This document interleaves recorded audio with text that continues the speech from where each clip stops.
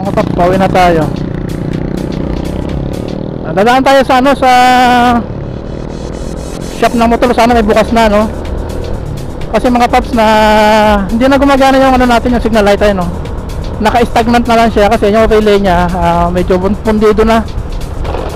Gawa nung mula nung maglinis yung anak ko ng motor, parang nabasa niya. Pati iba naman yung tangke na ano, na diniligan niya ng tubig. Yung mga paps, ayan, nati-stagnant siya, oh. Hindi siya gumagana, hindi siya nagbi-blink. Kaya ayun, medyo kailangan natin bumili ng relay. Sana may bukas na dyan sa may Nissan. Pag hindi, no choice, magabalibago talaga tayo mga paps. Mahalaga kasi ang signal light sa ano, sa ating mga nagmumotor, para ma-notify yung hulihan natin kung saan tayo papunta o saan tayo kakaliwa o kakanan, ano mga paps. Kasi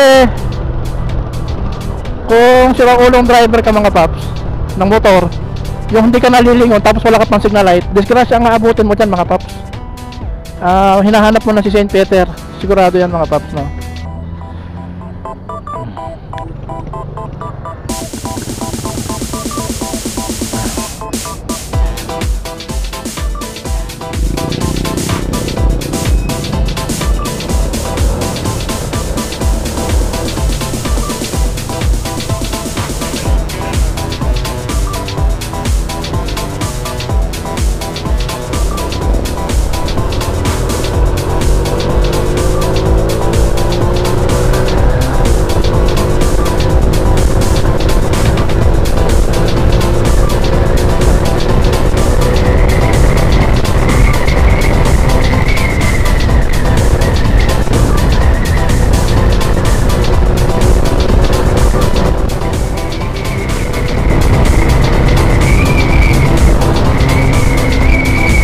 Bilis, iwain ko talaga.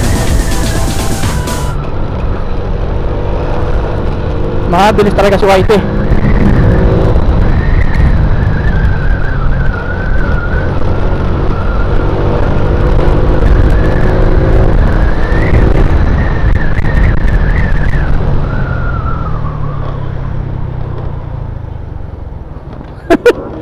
Natrat si Whitey, ah. Bilis mga paps talaga ni Whitey mga paps, no? Solid talaga itong motor na to. Solid. Kaya magkaroon man ako ng Rider 150, no? Nakatambay lang sa bahay to. Hanggang sa mabulok na lang, di ko to ibebenta mga paps, no?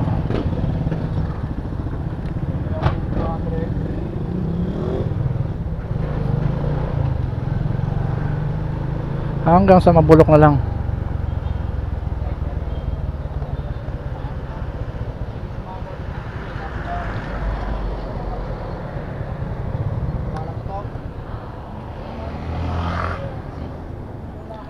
Pabili.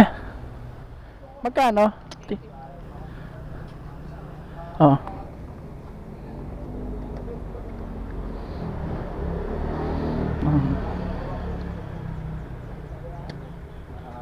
Sino mo tagas-taga?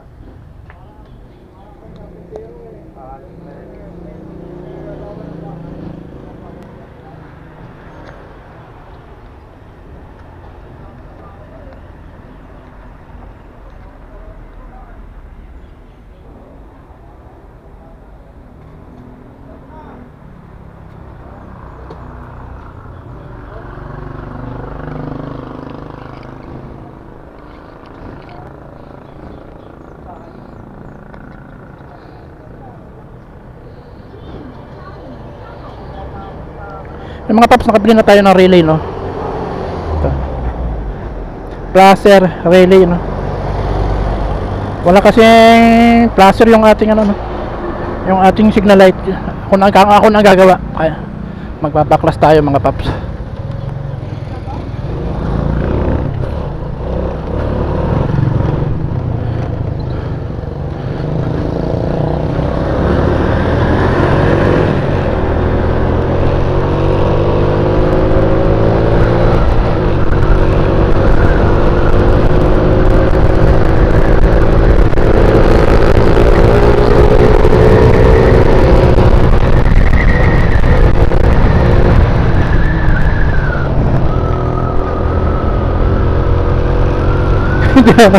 Yung talaga ako makaporma sa rider 150 mga paps, no. Yan lang talaga, hindi ko masibak-sibak. Anak ng kagang talaga, oh.